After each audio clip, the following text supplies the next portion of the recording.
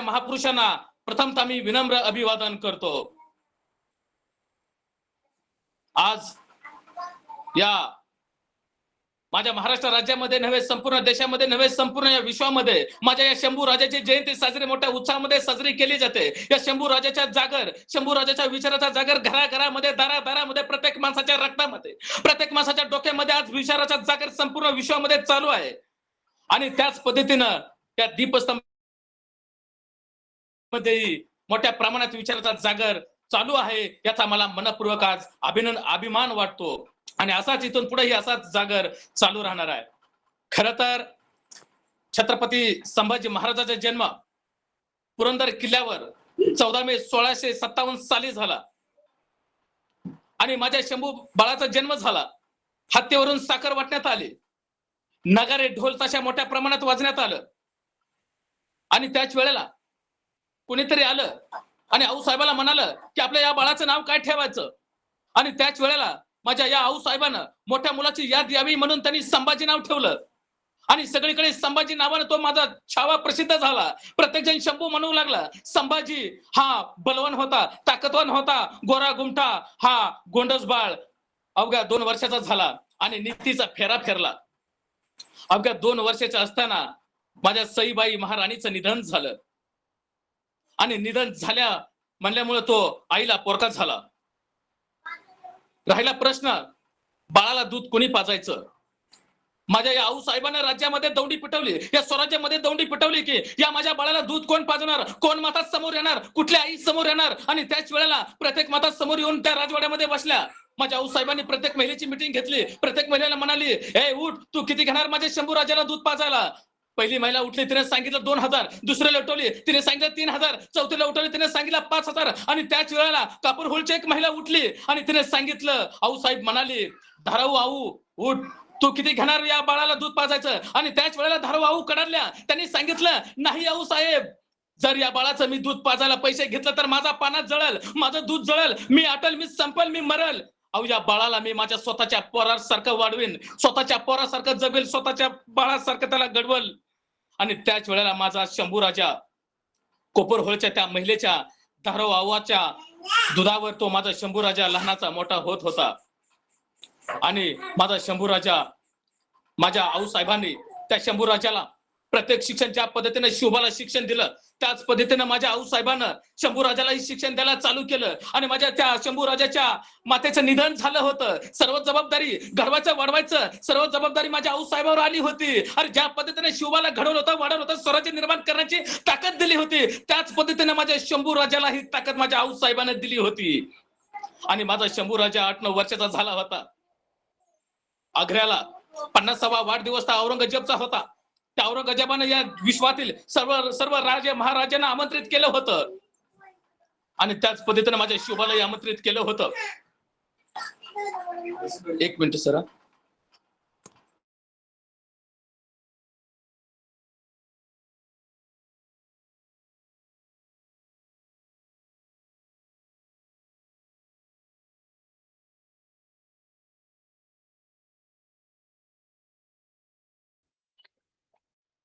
एक ते 2 मिनिटांमध्ये सर पुन्हा जॉईन होतील। आणि गिरकी घेतली आणि उंच आकाशामध्ये त्याने भरारी घेतली आणि वर असणाऱ्या मातेला त्याने वरून खालून बघितलं आणि आईला म्हणाला, आई उन्नत जमलं का। आणि त्या गरुडाच्या पिल्लांना आकाशामध्ये भरारी घ्यायला सुरुवात केली। आणि त्याच पद्धतीनं माझ्या छत्रपती शिवाजी महाराजांनी अवघ्या 8-9 वर्षाच्या असताना शिवबाला शत्रू पुढे येऊन थांबवलं होतं।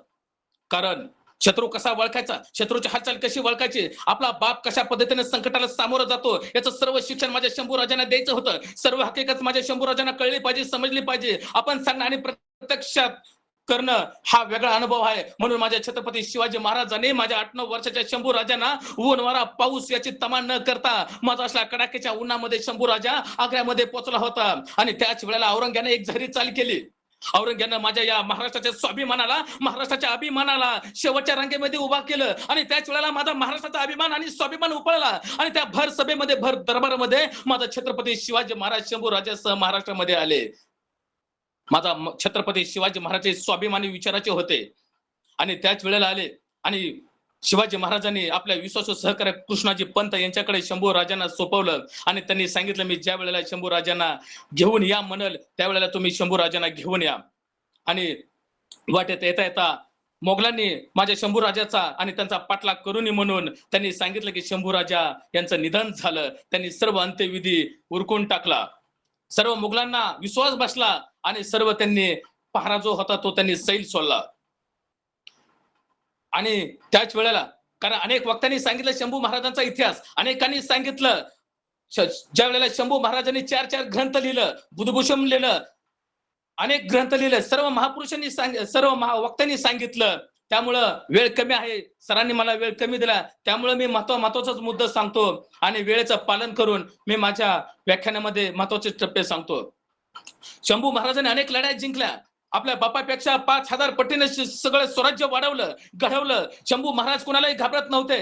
आणि त्याच वेळेला शंभू महाराजांना हरवायचं म्हणलं की औरंगजेब सुद्धा वैतागला होता, खचला होता, डोक्यावरची पगडी काढून त्यांना खाली टाकली होती. या शंभू महाराजांना हरवायचं कसं, जिंकायचं तर आपल्याला या महाराष्ट्रावर राज्य करायचंय, या महाराष्ट्रामध्ये आपल्याला स्वराज्य निर्माण करायचंय, महाराष्ट्रामध्ये आपल्याला पाय रावायचा आहे. ज्या वेळेला छत्रपती शिवाजी महाराज असताना आपल्याला पाय ठेवू दिला नाही, साधी त्या मातेला स्पर्श करू दिला नाही, मग बाप गेला म्हणल्यानंतर आपण मुलगा तर काय करणार, मुलगा तर तो दुप्पट होता. आणि शंभू महाराज एखाद्या वाऱ्यासारखं बेभान होते, सपासप तलवारीचे वार करत होते, मोगलांना कापून काढत होता, रक्ताचा कल्लोळ आणि थैमान होता, रक्ताचा पाठ वाहत होतं. त्यावेळेला शंभू महाराज कुणाला ऐकत नव्हतं.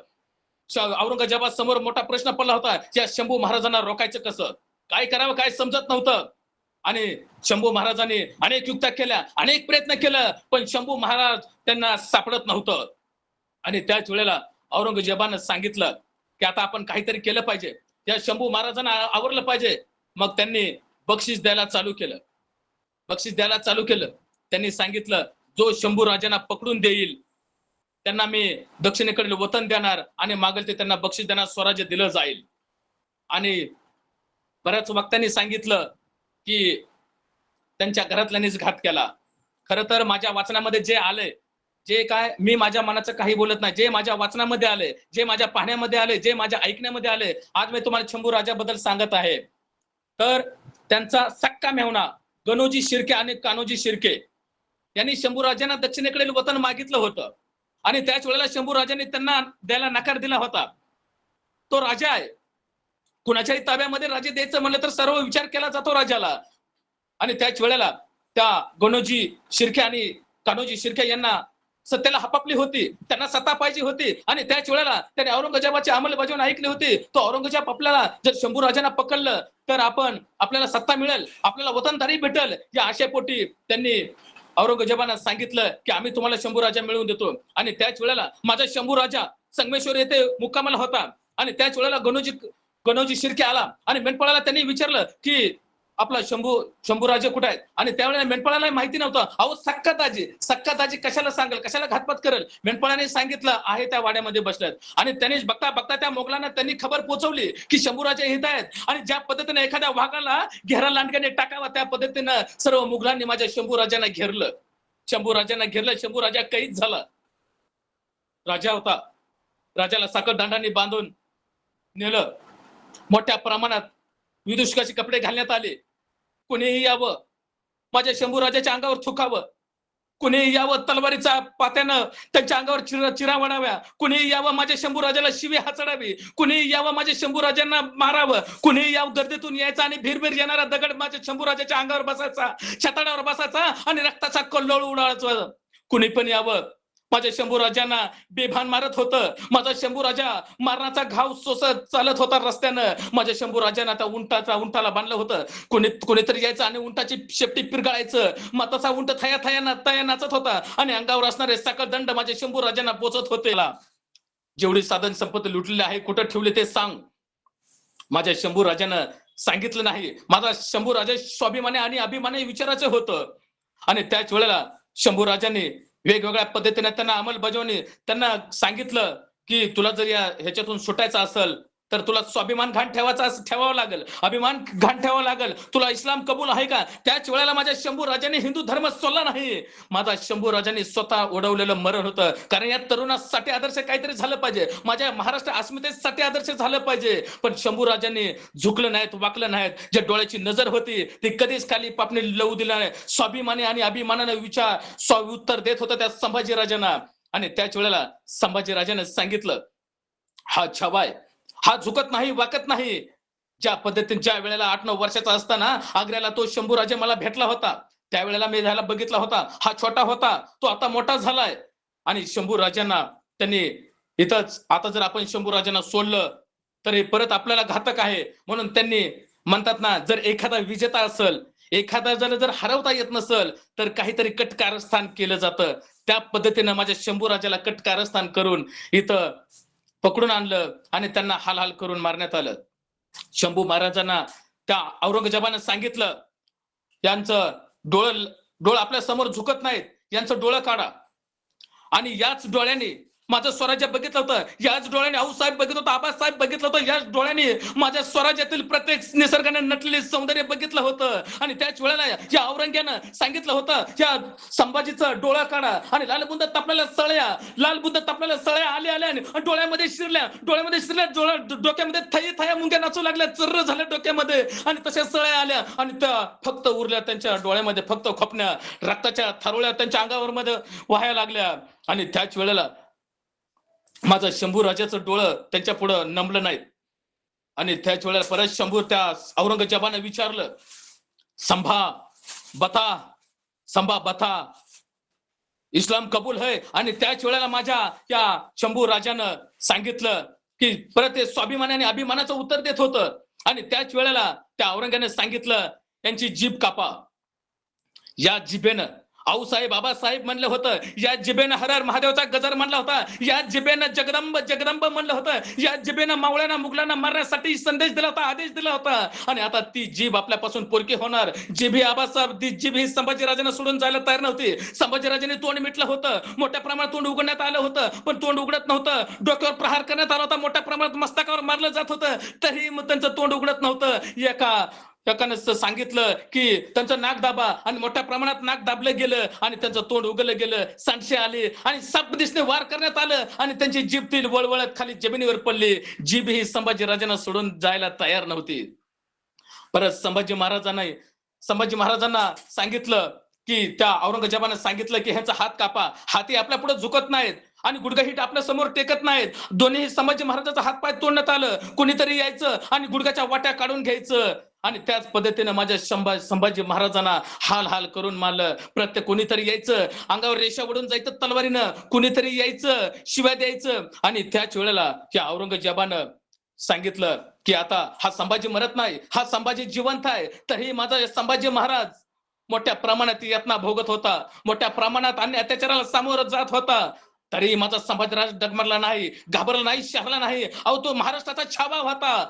आणि त्याच वेळेला त्या संभाजी महाराजांना या औरंग्यानं सांगितलं की यांचं मुंडकं कलम करा. इंद्रायणी त्यांचं मुंडकं कलम केलं आणि त्या भाल्यावर त्यांचं इंद्रायणी नदीमध्ये नेलं.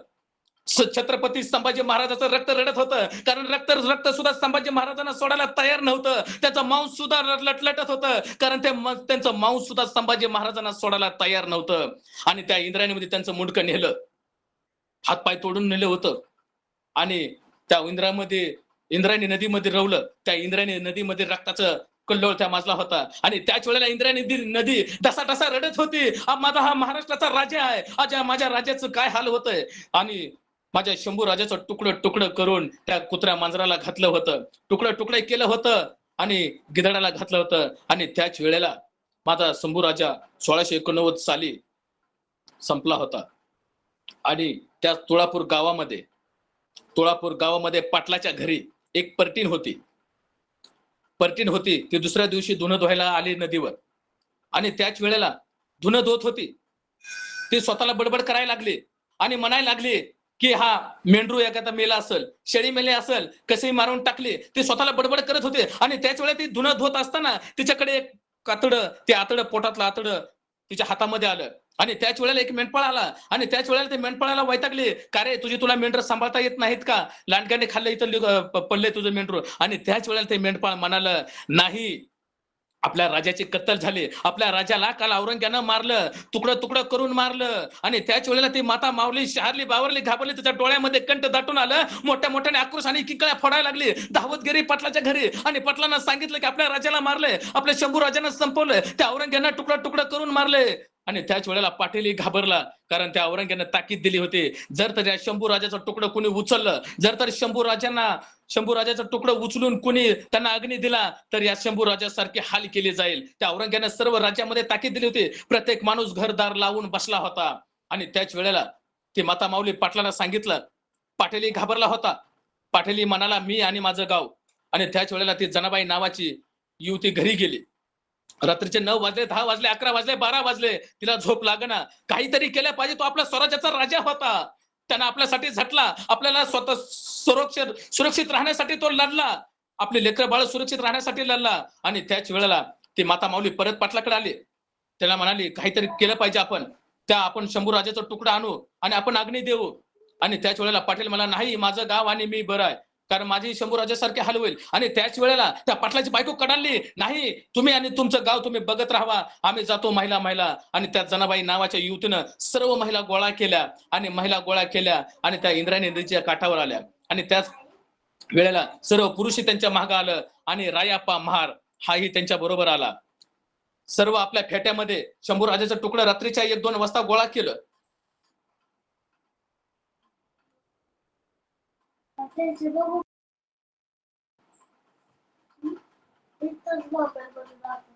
एक दोन वाजता गोळा केलं आणि त्याच वेळेला फेट्यामध्ये बांधलं, तुळापूरमध्ये गावामध्ये आणलं. आणि त्याच वेळेला त्या रायाप्पा महाराने ते सगळं तुकडं शिवलं. औरंग्याने तसा दरारा दिला होता, तशी त्यानं बातमी दिली होती, तसा त्यानं हुकूमच सोडला होता. प्रत्येक माणूस घाबरायला लागला, पाटील त्या गावचा घाबरला. आणि त्याच वेळेला रायाप्पा महार म्हणाला, द्या माझ्या रानामध्ये अग्नी द्या, काय करायचं ते करू द्या, औरंगजेब आणि मी बघून घेईन. आणि रायाप्पा महारानं धाडशी होऊन त्यांच्या स्वतःच्या रानामध्ये अग्नी दिला, शंभू राजांना अग्नी दिला. आणि पहाटे 5-6 वाजता तो अग्नी विझवण्यात आला.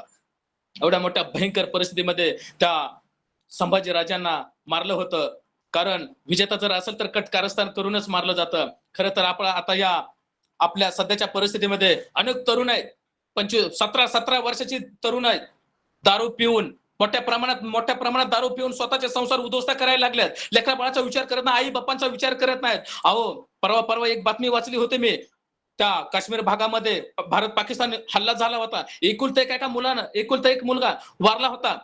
ज्या शेतकऱ्यांना लहानाचा मोठा केला, ज्या एकुलता एक मुलगा होता, लहानाचा मोठा केला, देशाच्या सेवेसाठी केला होता, नुकतंच लग्न झालं होतं, आणि त्या मातेचं हाताचं चुडाही फुटला नव्हता. भविष्याची स्वप्न रंगत होती, आपल्यालाही मुलगा झाला तर आपण देशासाठी घडवू, समाजासाठी घडवू, त्यांना काहीतरी परिवर्तन केलं पाहिजे. हा एका बाजूला विचार करतोय आणि दुसऱ्या बाजूला हा माझा 17-18 वर्षाचा मुलगा दारू पिऊन आज मृत्युमुखी पडतोय. तर त्या मुलींचं 22 वर्षाच्या मुलीचा संसार उद्ध्वस्त होताना आज आम्ही उघड्या डोळ्याने बघतो. खरं तर आपल्याला असे आयुष्यामध्ये आणि भविष्यामध्ये जर प्रगती करायची असेल, परिवर्तन करायचं असेल, तर आपल्याला या थोर महापुरुषाचा विचार अंमलात घेऊन, त्यांचा आदर्श ठेवून आपण जगलं पाहिजे, वागलं पाहिजे आणि असं आपण राहिलं पाहिजे. माझ्या शंभू राजांना साधं सुपारीचं खंडकाचं व्यसनही सुद्धा नव्हतं. तुम्हाला व्यसन करायचं असेल तर जरूर व्यसन करा, समाज परिवर्तनाचं व्यसन करा, देश परिवर्तन करण्यासाठी व्यसन करा. पण दारू, गुटखा, मावा या पद्धतीचं असं व्यसन करू नका, कारण हे आपल्याला आयुष्यातून आणि भविष्यातून उठवण्याचं हे कारणीभूत अशा गोष्टी आहेत. म्हणून जास्त वेळ न घेता इथंच थांबतो मी आणि आपल्या सर्वांची रजा घेतो. धन्यवाद.